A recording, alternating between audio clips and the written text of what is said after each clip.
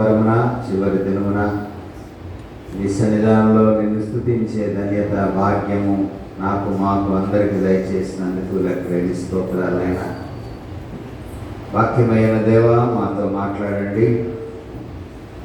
నా నోటి మాటలు మా అందరి హృదయ ధ్యానములు నీ దృష్టికి అంగీకారయోగ్యములను కృపను ప్రసాదించి మీ మహిమలో మమ్మలను బలపరచమని నీ పరిశుద్ధాత్మ ద్వారా మాతో అందరితో మాట్లాడమని. నా నోటి మాటలు మా అందరి హృదయ ధ్యానములు నీ దృష్టికి అంగీకారయోగ్యములను కృపను ప్రసాదించి నీ మహిమలో బలపరచమని యేసు పరిశుద్ధ నామమును బట్టి ప్రార్థించి వేడుకొనుచున్నాము తండ్రి. దయచేసి కూర్చోనండి.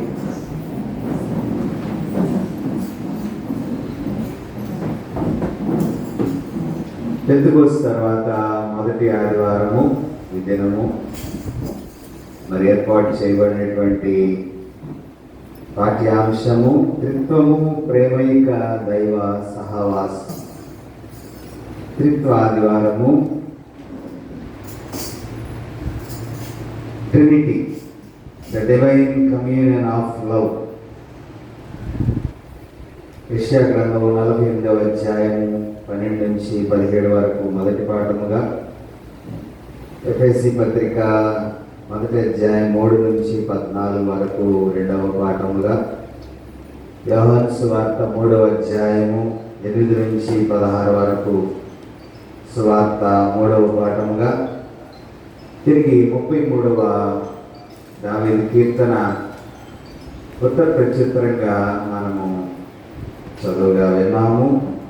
ఈ పాఠ్య భాగాల గుండా మనము దేవుని యొక్క వాక్యాన్ని కొద్ది నిమిషాలు ధ్యానపూర్వకంగా ధ్యానించడానికి పరిశుద్ధాత్మ దేవుడు మనకు సహాయము చేయుగాక. ఈ మే నెల చివరి ఆదివారాన్ని బట్టి మనము దేవునికి వందనస్తులమై ఉన్నాం. అంతేకాకుండా త్రిత్వాన్ని గురించి ఈరోజు త్రిత్వ ఆదివారంగా మనము జ్ఞాపకం చేసుకోవడానికి దేవుడు ఇచ్చినటువంటి ధన్యతను బట్టి మనము వందనస్తులమై ఉన్నాం.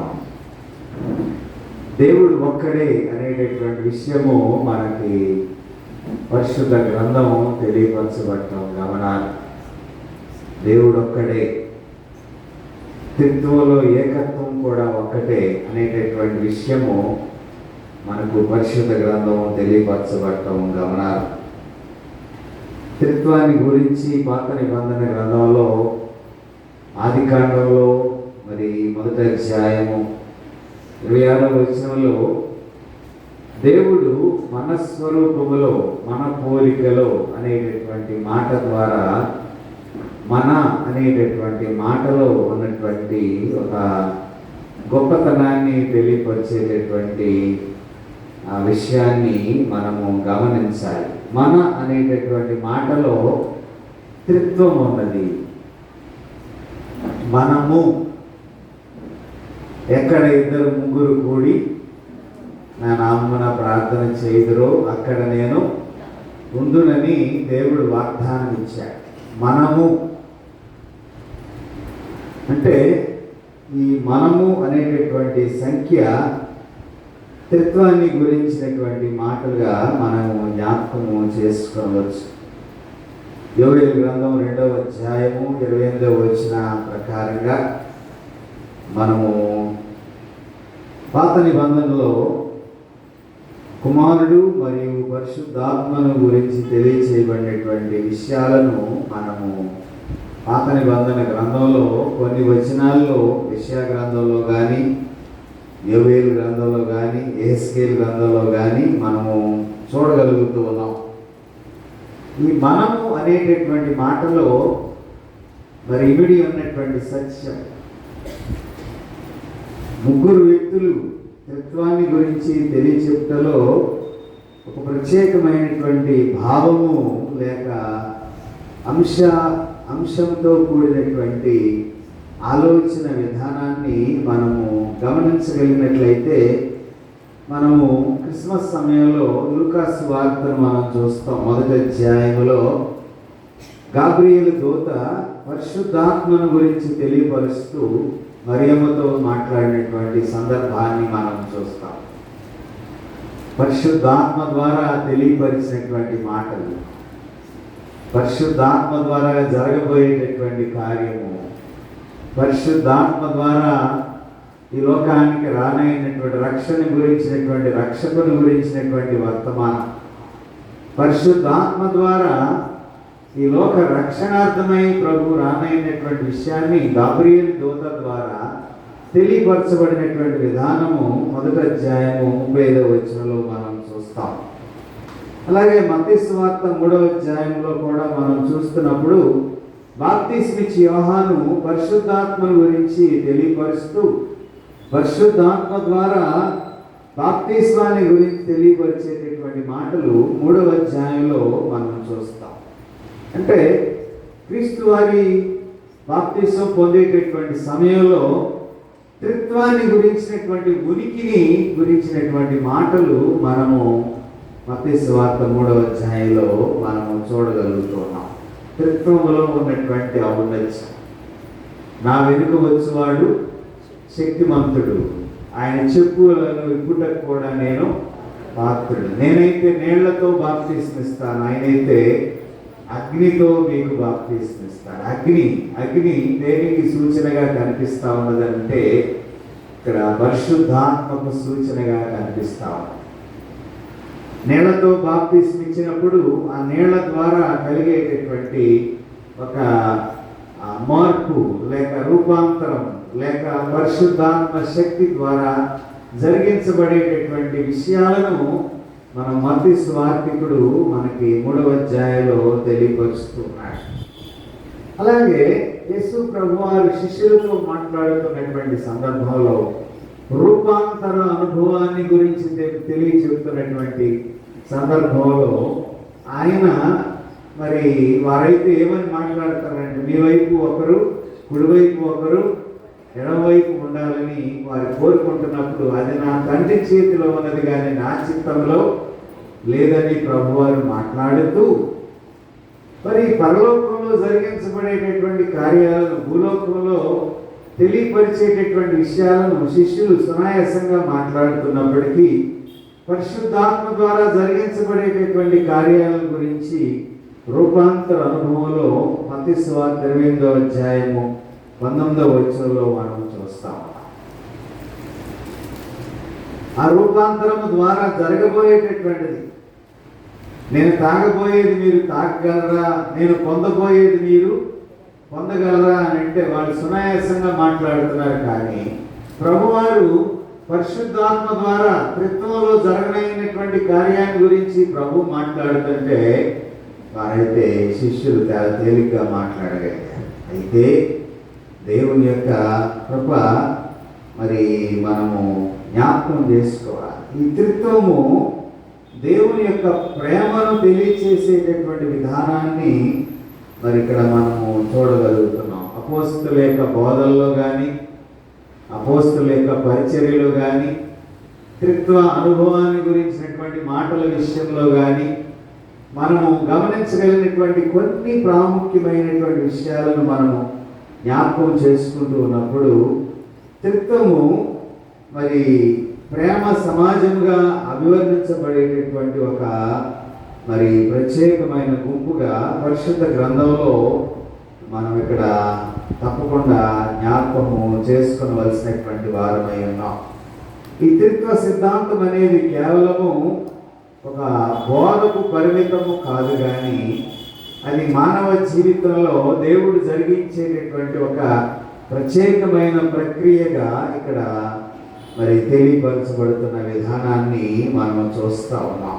అదే మనం జ్ఞాపకం చేసుకుంటున్నప్పుడు యెషయా గ్రంథం 48వ అధ్యాయం మరి ఆ గ్రంథంలో తెలియపరిచినటువంటి కొన్ని మాటలను మనం చూస్తున్నప్పుడు మరి ఈ 48వ అధ్యాయంలో ఉన్నటువంటి కొన్ని విషయాలను మనం ఇక్కడ ఈ సమయంలో తప్పకుండా జ్ఞాపకం చేసుకోవాలి. ఎందుకంటే దేవుని ప్రజల మూర్ఖ స్వభావాన్ని బట్టి మరి యెషయా ప్రవక్త ద్వారా దేవుడు వారిని ఖండించినటువంటి విధానాల్ని మనం గమనించగలిగినట్లయితే, దేవుని ప్రజలైనటువంటి ఇశ్రాయేలు వారు దేవుని మాట వినక నిత్య సత్యాలను అనుసరించిన వారై వారు దేవుని యొక్క అనుగ్రహానికి గురైనటువంటి వారుగా మనం మొదటి వచనంలో చూస్తా ఉన్నాం. వీరు దేవుని యొక్క నామాన్ని ప్రచురిస్తూ, దేవుని యొక్క నామాన్ని స్తుతిస్తూ, దేవుని యొక్క పట్టణంలోనే నివసిస్తూ, దేవుని యొక్క ఆజ్ఞలను పాటించినటువంటి వ్యతిరేకమైనటువంటి గుణము కలిగినటువంటి వారుగా ఇశ్రాయేలు యొక్క జీవితంలో మనం చూడగలుగుతున్నాం. అంటే పరిశుద్ధ పట్టణంలో ఉన్నామని వారు అతిశయిస్తున్నారు, కానీ పరిశుద్ధుడైనటువంటి దేవుని యొక్క ఆజ్ఞానుసారంగా జీవించినటువంటి ఒక అంధత్వంలో ఇశ్రాయేలీయులు ఇక్కడ నిలిచి ఉన్నారు. చూడండి, మొదటి 2 వచనాలు చదువుదాం.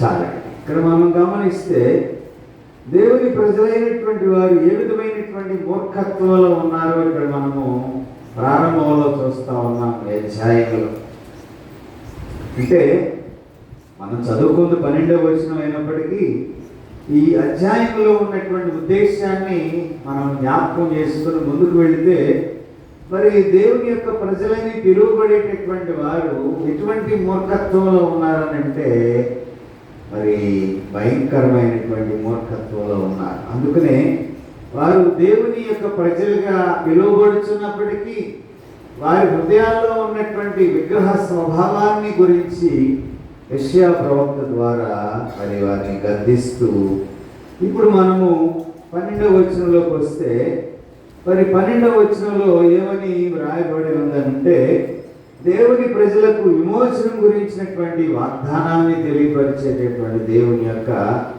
మరి పరిస్థితిని మనం ఇక్కడ జ్ఞాపకం చేసుకుంటున్నాం. 13వ వచనంలో మనం చూస్తే, సృష్టికర్త అయినటువంటి దేవునికి సమస్తము లోబడుతుంది. సృష్టికర్త అయినటువంటి దేవునికి సమస్తము లోబడుతుంది. ఎందువల్ల లోబడుతుంది? ఆయన తండ్రి అయిన దేవుడు, కుమారుడైన దేవుడు, పరిశుద్ధాత్ముడైన దేవుడు, త్రిత్వంలో ఏకత్వం కలిగినటువంటి దేవుని కలిగినటువంటి ఆయనకు సృష్టి అంతా లోబడుతుంది, కానీ సృష్టిలో ఉన్నటువంటి ప్రజలు ఆయనకి లోబడటం లేదు. ఇశ్రాయేలు ప్రజలు, నా పేరు పెట్టబడిన నా జనులు,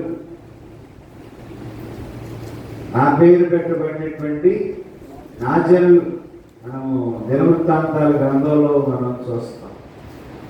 ఆయన పేరు పెట్టబడినటువంటి ప్రజలు ఎలా ఉన్నారంట?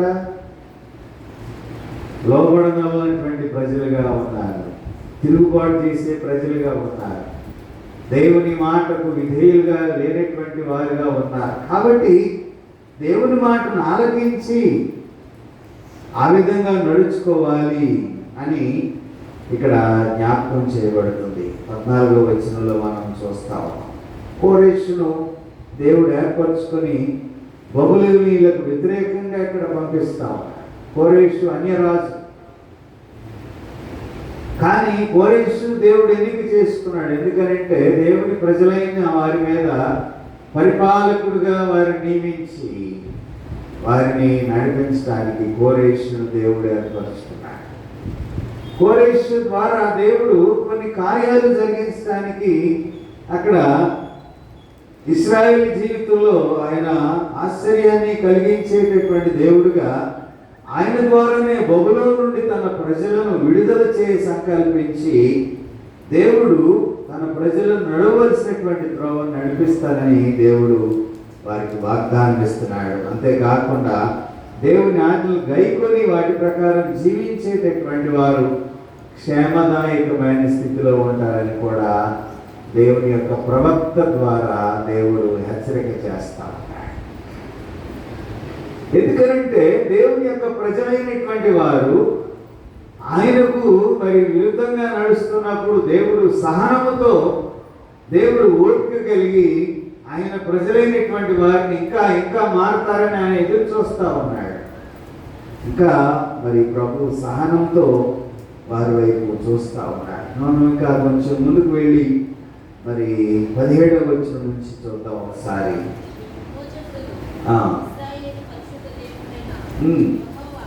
ఇలాగ సెలవిస్తున్నాడు, నీకు ప్రయోజనం కలుగునట్లు నీ దేవుడైన యెహోవాను నేనే నీకు ఉపదేశం చేయుదును.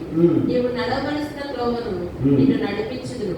నీవు నడవలసిన త్రోవను నిన్ను నడిపించెదను. చదువు. నీవు నా ఆజ్ఞను ఆలకింపవలనని నేనెంతో కోరుచున్నాను. ఆలకించిన యెడల నీ క్షేమము నది వలెను, నీ నీతి సముద్ర తరంగపు వలెను ఉండును. నీ సంతానము ఇసుక వలె విస్తారమగును. నీ గర్భఫలము దాని రేణుల వలె విస్తరించును. వారి నామము నా సన్నిధి నుండి కొట్టివేయబడదు. వీడికి ఏ విధంగా దేవుడు వాగ్దానం ద్వారా మాట్లాడుతున్నాడంటే, నా మాట విని దాని ప్రకారం మీరు జీవిస్తే కొన్ని రకాలైనటువంటి ఆశీర్వాదాలు ఇక్కడ తెలియపరుస్తున్నాడు. ఏ విధంగా క్షేమం కలుగు చేస్తానంటున్నాడు, నీతిని అభివృద్ధి పరుస్తానంటాడు, సంతానాన్ని దీవిస్తానంటాడు, శత్రువుల చెరల నుంచి విడిపిస్తానంటాడు, ఎడారులు నడిచినటువంటి సమృద్ధిని కలిగించి పోషిస్తానంటున్నాడు. అంతేకాకుండా దేవుని యొక్క ఆజ్ఞను అనుసరించి జీవించేటటువంటి వారికి నెమ్మది కలుగుతుంది, సమాధానం కలుగుతుంది, దుష్టుల నుండి వారు విడుదల పొందుతారని దేవుడు ప్రవక్త అయినటువంటి యెషయా ద్వారా మాట్లాడుతున్నాడు.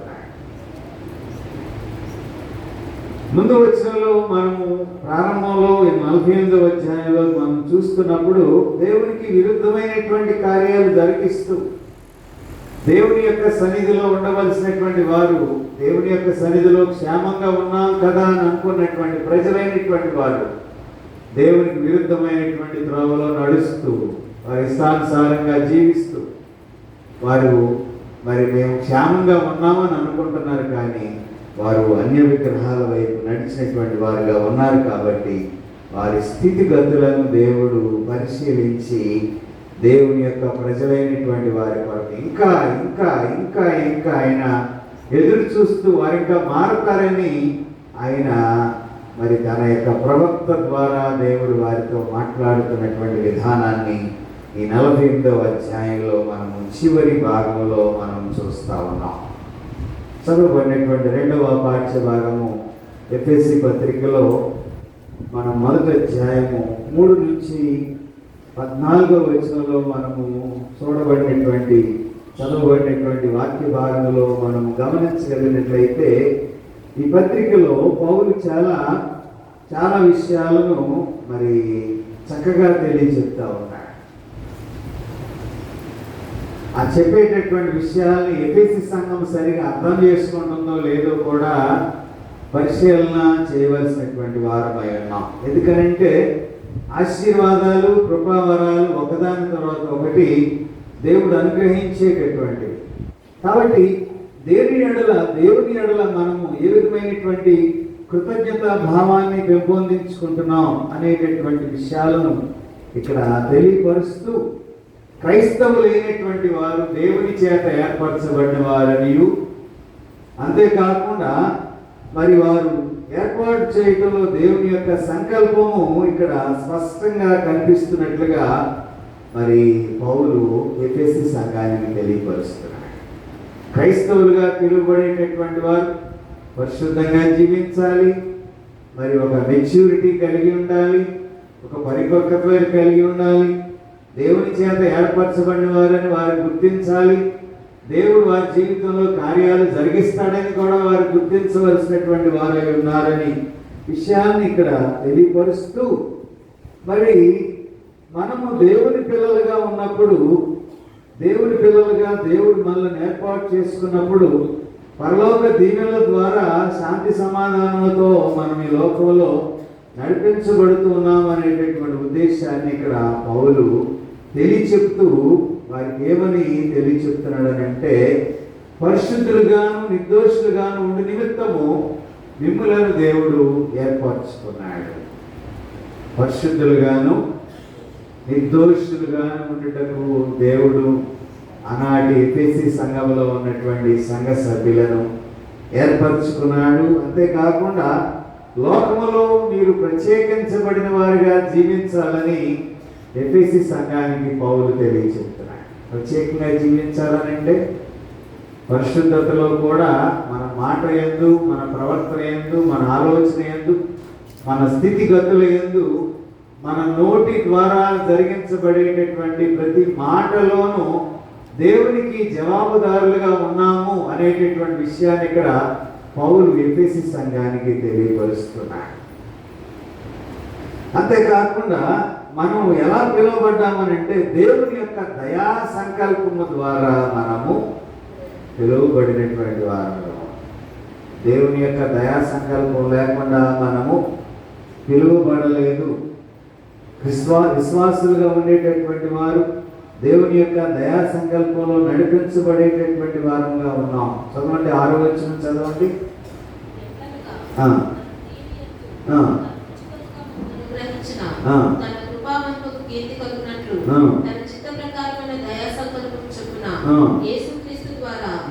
కుమారులుగా స్వీకరించుటకై మనల్ని ముందుగా తన కోసం నిర్ణయించుకొని మనము తన ఎదుట పరిశుద్ధులను నిర్దోషములై ఉండవలనని జగత్తు పునాది వేయబడక మునుపే ప్రేమ చేత ఆయన క్రీస్తులో మనల్ని ఏర్పరచుకోలేను.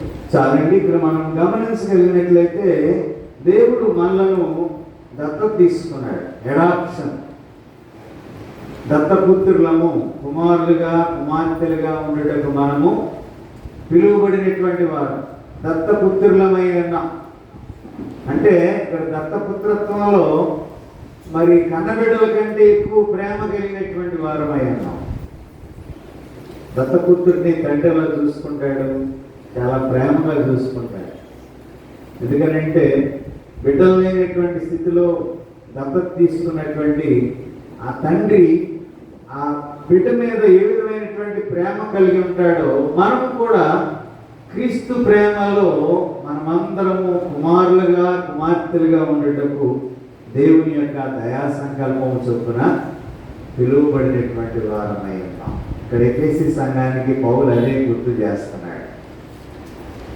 రోమీయులు చట్ట ప్రకారం తండ్రికి పిల్లలపై సర్వాధికారం ఉండదు, కానీ తండ్రి బ్రతుకున్నంత కాలం పిల్లలు తండ్రికి విధేయులుగా జీవించాలి. అది ఆ రోజుల్లో పౌలు జీవించినటువంటి కాలంలో రోమా ప్రభుత్వంలో ఉన్నటువంటి ఒక చట్టం. అంతేకాకుండా మరి దేవుడు మనల్ని ఏ విధంగా పాపపు కట్ల నుంచి మనల్ని విడిపించి తన పిల్లలుగా స్వీకరించాడో దానిని బట్టి మనమందరము దేవునికి కుమారులుగా కుమార్తెలుగా ఈ లోకంలో ఉండటానికి దేవుడు మనల్ని ఏర్పాటు చేస్తున్నాడు. జగత్ పునాది వేయబడక మునిపే ఆయన మన ఎడల ఒక ప్రేమ చేత మనలను ఏర్పరచుకున్నాడు అనేటటువంటి విషయాన్ని ఇక్కడ మనం చూస్తాం. తర్వాత మనం 7వ వచనంలో నుంచి వస్తే మరి దేవుడు తన కృపను బట్టి క్రైస్తవ విశ్వాసిగా అనుగ్రహించబడినటువంటి గొప్ప బహుమానాలను ఇక్కడ మనం చూస్తా ఉన్నాం. మొదటిది విమోచన అంటే మన పాపపు కట్ల నుంచి మనము విమోచించబడి ఉన్నటువంటి వారు. అంటే బానిసలుగా ఉండవలసినటువంటి మనము బానిసలుగా కాకుండా యజమానులుగా దేవుడు చేశాడు. దేనికి మనం బానిసలుగా ఉన్నాం ఈ లోకంలో? మన పాపముల చేత అపరాధముల చేత మనము చచ్చిన వారమై ఉండగా యేసుక్రీస్తు శిలువ రక్తము ద్వారా మనలను విమోచించాడు, మనలను కడిగాడు. ఆయన రక్తము చేత మనలను కొన్నాడు ఆయన. కాబట్టి మనమందరం విమోచించబడినటువంటి వారు. విమోచన అనే మాటలో చాలా అర్థం ఉన్నది ఇక్కడ. అంటే బానిసలుగా ఉండవలసినటువంటి వారు, మరణ శాసనం నుండి విడిపించడానికి ఆయన మన కొరకు విమోచన క్రయధనముగా సిలువలో తన యొక్క రక్తాన్ని చెల్లించాడు. అంతేకాకుండా యేసుక్రీస్తునందు విశ్వాసం ఉంచినటువంటి వారికి కలుగు విమోచనను గురించినటువంటి మాటలు ఇక్కడ పౌలు తెలియపరుస్తున్నాడు. రెండవ విషయం ఏమైనదనంటే పాప క్షమాపణ. పాప క్షమాపణ. పాపము మానవుని మీద రాజ్యం ఏలతా ఉంది. సాతాను కబంధ హస్తాల్లో ఈ భూలోకమంతా నింపబడి ఉంది. సాతాను రాజ్యం ఏలుతున్నటువంటి ఈ లోక అధిపతిగా ఉన్నటువంటి సాతాను యొక్క సంకేతాలతో ఈ లోకము నడిపించబడతా ఉంది. అందుకనే భక్తుడు రాసిన పాటను మనం అనేక సందర్భాల్లో మనం చూస్తాం. సాతాను బందీనై కుములుచున్న వేళ విడిపించే శ్రీయేసుడే రక్తమంతా కాల్చి ప్రాణాన్ని బలి చేసి విమోచన దయచేశాడు. అంటే ఈ పాప క్షమాపణ అనేటటువంటిది ఏ విధంగా మరణ శాసనం నుంచి మొగ్గుతున్నారు. యెహెజ్కేలు గ్రంథం 18వ అధ్యాయం 4వ వచనాన్ని ఒకసారి చూద్దాం. యెహెజ్కేలు గ్రంథం 18వ అధ్యాయం 4వ వచనం. మనుషులందరూ నా వశంలో ఉన్నారు, తండ్రులేమి కుమారులేమి అందరూ నా వశంలో ఉన్నారు. పాపము చేయవాడెవడో వాడే మరణమునందును. చూడండి, ఇక్కడ సాతానుడు ఏమంటాడంట, మనుషులందరూ నా వశంలో ఉన్నారు. నేను ఎలా చెప్తే అలా వింటున్నారు, నేను ఎలా నడవమంటే అలాగా నడుస్తున్నారు. కాబట్టి వాళ్ళకి విమోచన లేదు. వారికి విమోచన ఎలా కలుగుతుంది? క్రీస్తు ప్రభు దగ్గరికి వస్తేనే విమోచన కలుగుతుంది. కాబట్టి పాపం చేసేటటువంటి ప్రతివాడు దేనికి పాత్రుడు? మరణానికి పాత్రుడై ఉన్నాడు. పాపం వలన వచ్చు జీతము మరణము. అయితే క్రీస్తు యేసునందు అది నిత్య జీవము.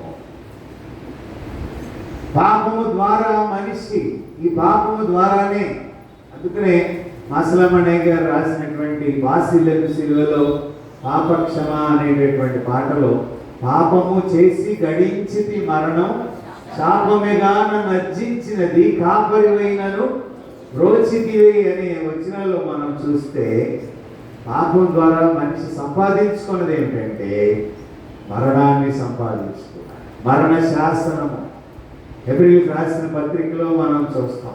మరణ శాసనం ఎక్కడ ఉండునో అక్కడ పాపం అన్నది. ఆ పాపమునకు విడుదల మరణ శాసనము రాసినటువంటి ఆయన మరణిస్తేనే తప్ప ఆ మరణ శాసనానికి విలువ లేదు. అంటే ఏ మరణ శాసనం గుండా మానవుడు ప్రయాణం చేస్తున్నాడో, విమోచన లేనిటువంటి గమ్యం లేనిటువంటి స్థితిలో మానవుడు నడుస్తున్నాడు. ఆ గమ్యమును దిశ దశ నిర్దేశించినటువంటి మరి తండ్రి అయినటువంటి దేవుడు తన కుమారుని లోకానికి పంపించి ఆ మరణపు ముళ్ళును విరిచి పునరుద్ధానుడై తిరిగి లేచిన తర్వాత మానవునికి పాప క్షమాపణ అనుగ్రహించలో దేవుని యొక్క చిత్తము దీనిలో విమర్శబడి. కాబట్టి మానవులు ఈ లోకంలో ఎలా బ్రతుకుతున్నారంట? పాప భీతిలో బతుకుతున్నారంట, పాపముతో బతుకుతున్నారంట, పాపముతో జీవిస్తున్నారు. కాబట్టి మరణశాస్త్రము విధించినటువంటి దేవుడు ఈ భూలోకానికి దిగి వచ్చి తానే శిలువ మీద మరణించి పునరుద్ధానుడై తిరిగి లేచి ఆ ముళ్ళును విరిచి నేనే మార్గము, నేనే సత్యము, నేనే జీవము, నా ద్వారానే తప్ప ఆ నిత్య జీవములోనికి వెళ్ళలేరని చెప్పి ఆయన మార్గాన్ని సరళం చేసినటువంటి దేవుడిగా మనం ఇక్కడ చూడగలుగుతున్నాం. రెండవదిగా ఈ పాప క్షమాపణ ద్వారా మనము విడుదల పొందించగలుగుతున్నాం. మూడవదిగా మనము గమనించగలిగినట్లయితే మనకు జ్ఞాన వివేచనను దేవుడు అనుగ్రహిస్తున్నాడు. ఈ భూలోకంలో జ్ఞానము వివేచన కలిగి ఉండేటటువంటి ఈ రాజ్యాన్ని పరిపాలించేటటువంటి ఆధిక్యతను మానవునికి దేవుడిచ్చాడు. కాబట్టి జ్ఞానం ఇచ్చాడు. చూడండి, ఆది సృష్టిలో మనం చూస్తే వాటన్నిటినీ సృజించినటువంటి దేవుడు ఆదాము వాటి దగ్గరికి తీసుకుని వచ్చి ఆదాముతో దేవుడు ఏమి చెప్తున్నాడనంటే, ఆదాము వాటికి ఏ పేర్లు పెట్టానో అవి వాటికి కలిగినట్లుగా మనం చూస్తాం. అంటే అక్కడ ఏమి ఇచ్చాడు? మానవునికి జ్ఞాన వివేచన ఇచ్చాడు. ఇది పాము అన్నాడు, ఇది తేలు అన్నాడు, ఇది జంతువు అన్నాడు, ఇది ఫలానా జంతువు అన్నాడు, ఇది ఫలానా వృక్షం అన్నాడు. దేవుడు పెట్టలేదు పేర్లు. ఎవరు పెట్టారు? ఆదామే పెట్టాడు. ఆదాముకు దేవుడు ఆధిక్యత ఇచ్చాడు, జ్ఞాన వివేచన ఇచ్చాడు. ఆ వివేచన ద్వారా తాను ఈ లోకాన్ని గురించినటువంటి వివేచనతో ఈ లోకముతో ఒక అవినాభావ సంబంధాన్ని దేవుడు ఆదామునకు దేవుడు ఇచ్చాడు. కాబట్టి మరి ఆదాముకు ఆధిక్యత ఇచ్చినటువంటి ఒక ప్రత్యేకమైన పరిస్థితిని చూస్తాం. 9వ వచనం చదువుదాం దయచేసి. కాలము సంపూర్ణమైనప్పుడు జరగవలసిన ఏర్పాటును బట్టి ఆయన తన దయా సంకల్పము చొప్పున తన చిత్తమును కూర్చిన మర్మమును మనకు తెలియజేసి మనకు సంపూర్ణమైన జ్ఞాన వివేచన కలుగుటకు ఆ కృపను మన ఎలా విస్తరింపచేశాడు. దేవుని యొక్క చిత్తమును కూర్చినటువంటి మర్మమును మనకు తెలియజేశాడు. అంటే చరిత్ర ఇది. దేవుని యొక్క చిత్తాన్ని కూర్చినటువంటి మర్మం అది ఎలా ఉంటుందనంటే, ఇదిగో భూమి మీద ఇదిగో మానవులు ఈ విధంగా జీవించాలి, ఈ విధమైనటువంటి బాంధవ్యాన్ని కలిగి ఉండాలి, ఈ విధమైనటువంటి చరిత్రను కలిగి ఉండాలి, ఈ విధమైనటువంటి మరి అవినాభావ సంబంధం కలిగి ఉండాలని దేవుడు ఒక మర్మముతో కూడినటువంటి పరిస్థితిని కాలము సంపూర్ణమైనప్పుడు దేవుడు తన చిత్తాన్ని లోకంలో బయలుపరిచినటువంటి వాడుగా మనం చూస్తా ఉన్నాం. ప్రభు రాత్రి సంస్కారానికి వచ్చేటటువంటి వారు మరి మనమందరము దేవుని యొక్క చిత్తంలో ఆయన మర్మము ద్వారా ఇది ప్రభు యొక్క శరీరము, ఇది ప్రభు యొక్క రక్తమని వివేచించి మనం ఏ విధంగా తీసుకుంటామో, ఈ భూలోకంలో నిలిచినటువంటి మనమందరము ప్రభు యొక్క చిత్తాన్ని గుర్తించవలసినటువంటి బాధ్యత కలిగి ఉన్నటువంటి వారముగా దేవుని యొక్క వాక్యం మనకు తెలియపరచబడటం గమనార్హమైనది. అంతేకాకుండా మరి ఈ లోకంలో మరి దేవుని పిల్లలుగా మనం ముద్రించబడటానికి దేవుడు ఇచ్చినటువంటి గొప్ప ఆధిక్యత ఏమిటంటే, దేవుడు తన సంకల్పమును బట్టి పరలోకంలో ఉన్నవే కానీ భూమి మీద ఉన్నవే కానీ సమస్తమును ఆయన శిలువ ద్వారా ఏకపరిచి ఐక్యపరిచి 10వ వచనంలో మనం చూస్తున్నాం. ఈ సంకల్పం ద్వారా దేవుని యొక్క ఉద్దేశాన్ని ఆయన కొనసాగింపజేస్తూ ఉన్నాడు. అంటే మనం ఇక్కడ గమనించవలసింది ఏమిటంటే, ఆయన పరిశుద్ధాత్మ ద్వారా మనలను ఐక్యపరుస్తూ ఉన్నాడు. పరిశుద్ధాత్మ ద్వారా మనలను బలపరుస్తూ ఉన్నాడు. 13వ వచనం నుంచి చదువుతాం. ఇప్పుడు అనగా మీ రక్షణ స్వార్థం విని క్రీస్తునందు విశ్వాసం నుంచి వాగ్దానము చేయబడిన ఆత్మ చేత ముద్రింపబడితిరి. దేవుని మహిమకు కీర్తి కలుగుటకై ఆయన సంపాదించుకున్న ప్రజలకు విమోచనం కలుగు నిమిత్తము ఈ ఆత్మ మన శ్వాసమునకు సంచకరువుగా ఉన్నాడు. సంచకరువుగా ఉన్నాడు అంటే పరిశుద్ధాత్మ ద్వారా. సంచకరువు అని అంటే అది అడ్వాన్స్ అని చెప్పొచ్చు, లేకపోతే భయానా అని చెప్పొచ్చు, లేకపోతే మన భాషలో చెప్పాలంటే లోన్, ఇన్స్టాల్మెంట్స్, ఈఎంఐ అంటాం మనం. అదేంటండి సంచకరువు, ఈఎంఐ ఎలా అవుతుందండి అని మీరు అనొచ్చు. ఆత్మ అనే సంచకరువు. సంచకరువు అంటే ఏంటండి? ఇది ఎక్కడ ఉంటుంది? సంచకరువు ఎక్కడ ఉంటుంది? మన హృదయంలో ఉంటుంది. దేవుని యొక్క ఆత్మ ద్వారా ముద్రించబడిన వారందరూ ఆత్మ అనే సంచకరువును ధరించి ఉంటారు. 1,00,000 రూపాయలు బ్యాంకులో లోన్ తీసుకున్నామండి. ఏం చేస్తాం మనం?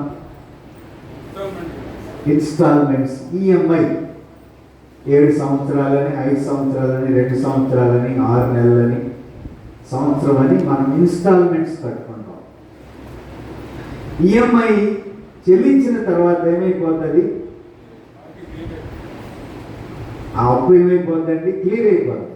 అంటే ఈ ఆత్మ అనే సంచకరు మన హృదయంలో ఉన్నంత వరకు, మన శరీరంలో ఉన్నంత వరకు దేవునితో ఒక అనుబంధాన్ని కలిగి ఉన్నాం. ఎప్పుడైతే శరీరము మరణానికి దారితీయబడుతుందో ఈ ఆత్మ ఎక్కడికి వెళ్ళద్ది? నిత్యత్వంలోకి వెళ్ళద్ది.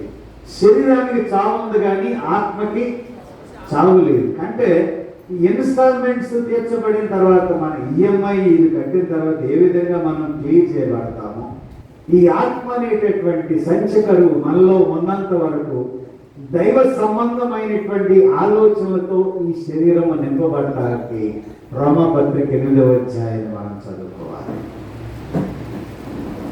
శరీరానుసారులు శరీర విషయముల మీద మనస్సు ఉంటారు, ఆత్మానుసారులు ఆత్మ విషయం మీద మనస్సు ఉంటుంది. శరీరానుసారమైన మనస్సు మరణాన్ని కలుగజేస్తుంది, ఆత్మానుసారమైన మనస్సు జీవమును అంటే ఈ ఆత్మ ఈ శరీరంలో ఉన్నంత వరకు ఆత్మ చేత శరీర క్రియలు చంపిన ఎడల మీరు బ్రతుకుదురు అంటాడు రోమాపత్రిక 8వ అధ్యాయం. అంటే ఈ ఆత్మ అనేది శరీరంలో నిత్యత్వం కాదు, ఇది ఎల్లకాలం మనలో ఉండదు. ఎప్పుడైతే శరీరము చనిపోద్దో ఆత్మ ఎక్కడికి వెళ్ళిపోవాలి అంటే మన ఇన్స్టాల్మెంట్స్ పూర్తి అయిపోయిన వెంటనే, క్లియర్ అయిపోయిన వెంటనే, మన ఆయుష్ కాలం ముగించబడిన తర్వాత ఈ ఆత్మ శరీరం వేరైపోద్ది. శరీరమేమో భూములకు అప్పగించబడుద్ది, ఆత్మేమో నిత్యత్వంలోకి వెళ్ళిపోతుంది. కాబట్టి ఈ ఆత్మ అనే సంచకరువును ఎందుకు ఇచ్చాడని అంటే అది పరిశుద్ధాత్మ ద్వారా మన యొక్క శరీరాన్ని ప్రభావితం చేయటానికి, మనలో ఉన్నటువంటి మలినమంతటిని కడగటానికి, మనము పరిశుద్ధులుగా చేయబడటానికి, దేవుని యొక్క నిత్యత్వంలో నడిపించబడటానికి ఈ ఆత్మ అనే సంచకరువు శరీరం ఉన్నంత వరకు మనం జాగ్రత్తగా ఉండటానికి దేవుడు మనకు పెట్టినటువంటి. కాబట్టి ఈ శరీరము శిథిలమైపోతాయి. మన కొరింథీయులకు రాసిన 2వ పత్రిక 5వ అధ్యాయంలో మరి అక్కడ కూడా జ్ఞాపకం చేస్తారు. ఈ శరీరం ఏమైపోద్ది? శిథిలమైపోద్ది. ఒకానొక దినాన్ని శిథిలమైపోద్ది. అంటే శరీరం ఏమైపోద్ది? చావునకు అప్పగించబడుద్ది. ఈ చావునకు అప్పగించబడినప్పుడు శరీరంలో ఈ చచ్చిపోయిన తర్వాత ఈ శరీరంలో ఆత్మ ఉంటుందా? బ్రతికున్నంత వరకే ఆత్మ ఉంటుంది. చనిపోయిన తర్వాత ఆత్మ ఇక్కడ ఒక్క క్షణం కూడా ఉండదు. నీ ఆత్మ ఇటు ప్రయాణం చేయాలనంటే నిత్యరాజ్యంలోనికి ప్రయాణం చేయాలి. అంటే నిత్యరాజ్యంలోనికి ప్రయాణం చేయాలంటే ఈ శరీరంలో ఉన్నంత వరకు ఈ ఆత్మను ఏం చేయాలి? మనం ఆత్మానుసారంగా జీవించి శరీరాన్ని పవిత్రపరచుకోవలసినటువంటి వారమే. అంటే ఈ శరీరంలో ఏం కలగాలి? త్రిత్వంలో కూడినటువంటి పరిశుద్ధత, నిత్యత్వం కలిగి ఉండాలి. శరీరానికి ఆహారం కావాలి, ఆత్మ కూడా ఆహారం కావాలి. శరీరానికి రోజు ఆహారం పెడతాం, కానీ ఆత్మకు కొద్ది ఆహారమే పెడతాం. ఎందుకనంటే ఈ ఆత్మ ఎప్పుడు దేవుని సంబంధమైనటువంటి ఆలోచనలతోనే ఈ ఆత్మ నింపబడటానికి ఇష్టపడుద్ది. శరీరం ఏమో ఎప్పుడు ఆకలి కొని సమయానుకూలమైనటువంటి ఆహారాన్ని తింటూ ఈ శరీరాన్ని పోషించుకుంటుంది. కానీ ఆత్మ చేత శరీర క్రియలు చంపిన ఎడల మీరు బ్రతుకుదురు. ఒకసారి రోమపత్రికలో వెళదాం మనం అందరం. ఒకసారి మీకు అర్థమయ్యే రీతిలో నేను కొన్ని మాటలు మీతో పంచుకోవడానికి నేను ఇష్టపడుతున్నాను. రోమపత్రిక 8వ అధ్యాయంలోకి వెళదాం.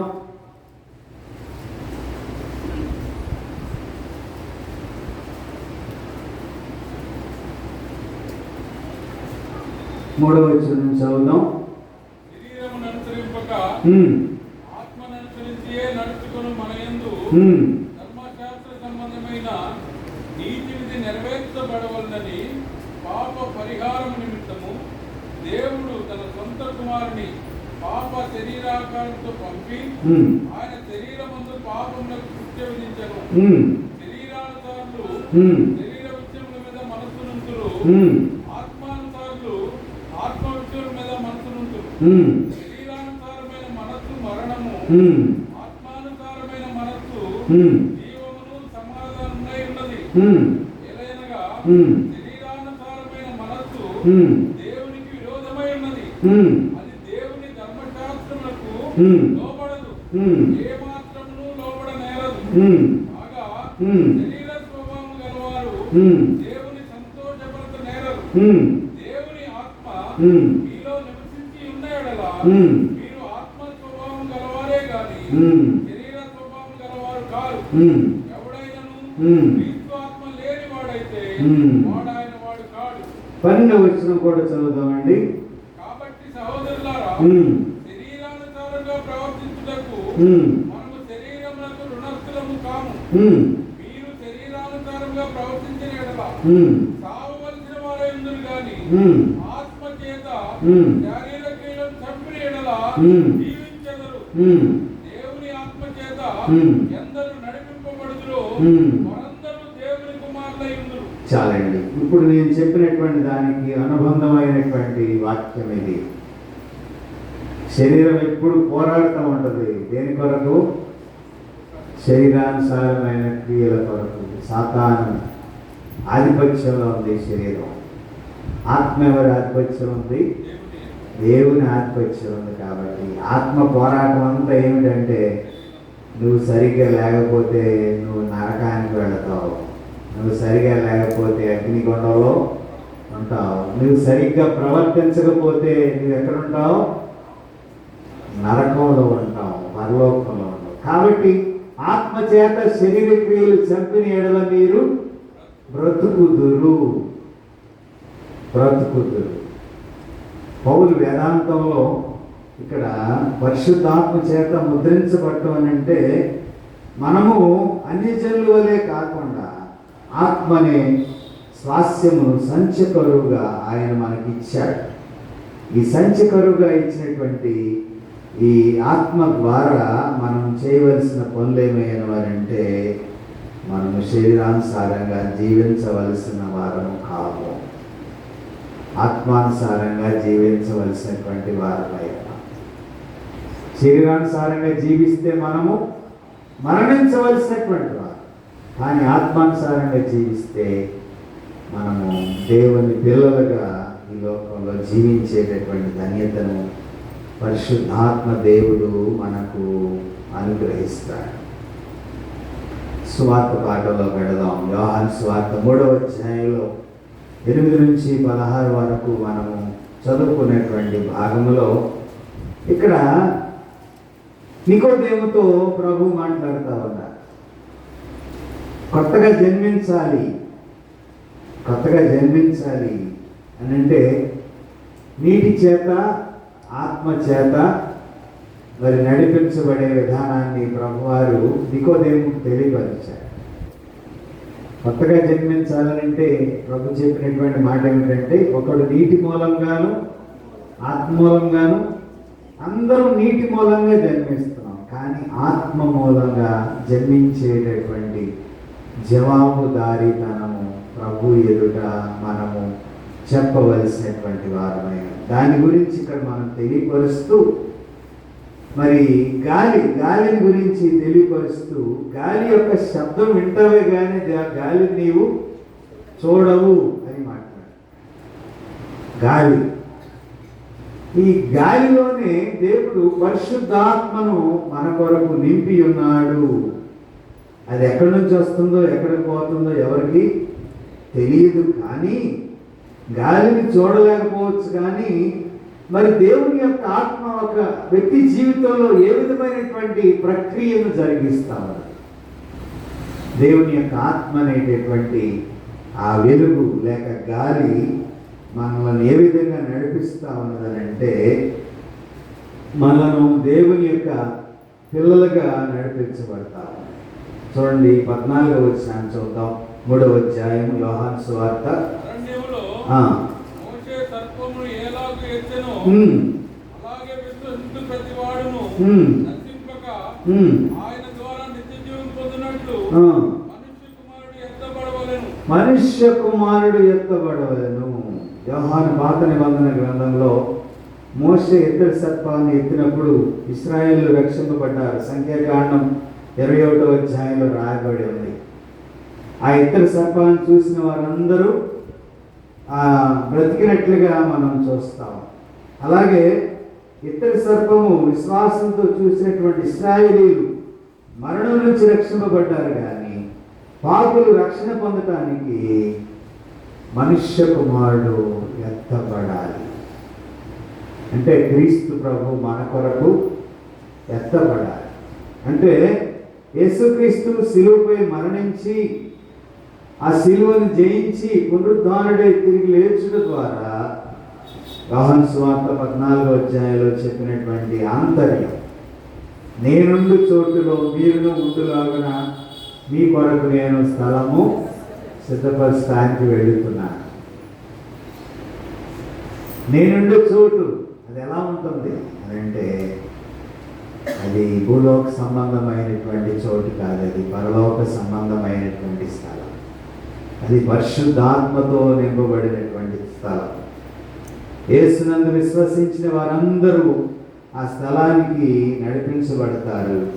రక్షణ పొందుకున్నటువంటి వారందరూ దేవునితో సమాధాన పడతారు. రక్షణ పొందుకున్నటువంటి వారందరూ దేవుని యొక్క సాన్నిధ్యంలో ఎత్తబడేటటువంటి గుంపులో ఉంటారు. అదే మనము దేవుని యొక్క ప్రేమను గురించి తెలియపరుస్తూ 3వ అధ్యాయం 16వ వచనం అంటాడు కదా, దేవుడు లోకమును ఎంతో ఎంతగా ప్రేమించాడనంటే ఆయన ప్రియకుమారుని ఇవ్వగలిగినంత వరకు ఆయన మన కొరకు ఆయన సిలువలో చనిపోయేంత వరకు మనల్ని ప్రేమించాడు. కాబట్టే ఆయన ప్రేమ మనకు స్పష్టంగా తెలియపరుస్తున్నాడు. అంతేకాకుండా దేవుని యొక్క ప్రేమ ద్వారా మనల్ని బలపరుస్తున్నాడు.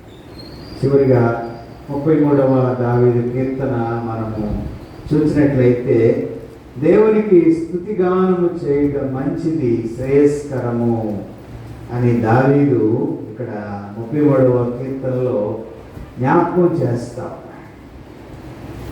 దేవుని మీద ఆధారపడేటటువంటి వారికి, దేవుని యొక్క శక్తి జ్ఞానములను ఎంచుకున్నటువంటి వారికి చూడండి, మొదటి వచనంలో ఏమంటున్నాడు, యెహోవాను బట్టి ఆనందగానము చేయుడి, స్తుతి చేయుట యథార్థవంతులకు శోభస్కరము, శ్రేయస్కరము.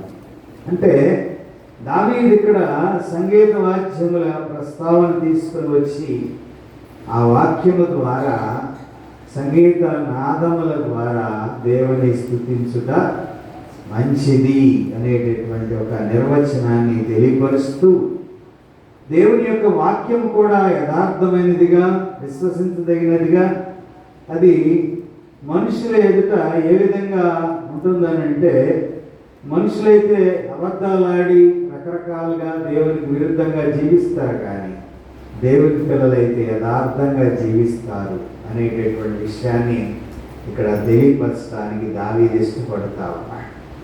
అంతేకాకుండా యెహోవా ఆలోచన సదాకాలము నిలుచును 11వ వచనంలో మనం చూస్తాం. దేవుడు సంపూర్ణంగా నమ్మదగిన వాడుగా, ఆయన ఆలోచనలు ఎల్లప్పుడూ మారనటువంటివిగా ఈ కీర్తనలో తెలియపరుస్తూ ఉన్నాడు. అంతేకాకుండా ఆయన మన కొరకు ఈవులను దాచించేటటువంటి దేవుడుగా, ఆయన మరి లోకంలో మన సొంత బలము చేత,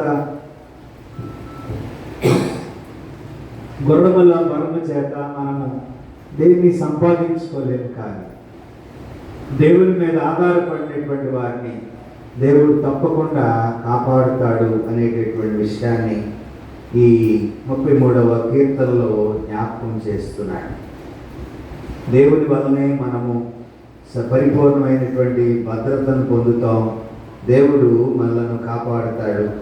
మనము దేవునిపై దృష్టిని నిలపాలని చెప్పి ఈ కీర్తనలో జ్ఞాపకం చేస్తూ, దేవునిపైనే మనం ఆధారపడాలని కూడా మనకి 20వ వచనంలో జ్ఞాపకం చేస్తూ, ఆయన్ను స్తుతించినప్పుడు, ఆయన గణపరిచినప్పుడు, ఆయన కీర్తించినప్పుడు, ఆయన కరుణ కటాక్షముల కొరకు మనము వేచి చూచినప్పుడు దేవుడు మనల్ని బలపరిచేటటువంటి వాడుగా ఉన్నాడని ఈ కీర్తన 33వ కీర్తన దేవునికి స్తుతిగానములు చేసేటటువంటి కీర్తనగా జ్ఞాపకం చేస్తున్నాడు. ప్రియమైన దేవుని బిడ్డలారా, త్రిత్వము, ప్రేమైక దైవ సహవాసం, ఎక్కడ 2-3 కూడి నా నామమున ప్రార్థన చేయుదురో అక్కడ నేను ఉంటానని వాగ్దానం ఇచ్చాడు. మన మధ్య ఆయన ఉన్నాడు, పరిశుద్ధాత్ముడు ఉన్నాడు. తండ్రి అయిన దేవుడు, కుమారుడైన దేవుడు, పరిశుద్ధాత్ముడైన దేవుడు, ఒక్కడే దేవుడు. ఆయనే తండ్రి, ఆయనే కుమారుడు, ఆయనే పరిశుద్ధాత్ముడు. తండ్రి కాలం ముగించబడింది, కుమారుని కాలం ముగించబడింది, పరిశుద్ధాత్మని కాలంలో కొనసాగుతున్నాం. తండ్రి సృష్టి అంతటిని చేసి మానవుని యొక్క అవిధేయత ద్వారా కలిగినటువంటి మరణ శాసనం నుండి విడుదల చేయడానికి ఆయన కుమారుని ఈ లోకానికి పంపించాడు. ప్రవక్తల ద్వారా, మరి అనేక మంది ద్వారా తెలియపరిచినటువంటి మాటలు విన్నల్లందువల్ల ఆయన కుమారుని ఈ లోకానికి పంపించాల్సి వచ్చింది.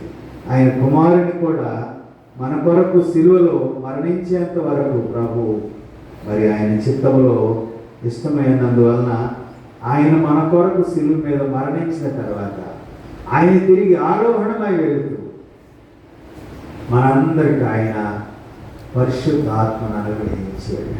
పరిశుద్ధాత్ముడు మనల్ని సర్వసత్యంలోకి నడిపిస్తున్నాడు. ఆయనే మనకు బోధిస్తాడు, ఆయనే మనకు మాదిరికరంగా ఉంటాడు, ఆయనే మనల్ని సర్వసత్యంలోకి నడిపిస్తాడు. ఆ పరిశుద్ధాత్మ ద్వారా మన జీవితంలో దేవుడు కార్యాలు జరిగిస్తూ నడిపిస్తున్నందుకు దేవునికి స్తోత్రాలు చెల్లిస్తూ వాక్యము ద్వారా మనము దేవునికి వందనస్తులమైనాం. తల్లో ఉంచి ప్రార్థన చేసుకుందాం. విన్న వాక్యమును బట్టి దేవునికి స్తోత్రాలు చెల్లిస్తూ త్రిత్వంలో ఏకత్వం కలిగినటువంటి ప్రభువును ఆరాధించేటటువంటి బిడ్డలుగా మనమందరం నడిపించబడటానికి పరిశుద్ధాత్మ దేవుడు మనకు సహాయం చేయనుగాక.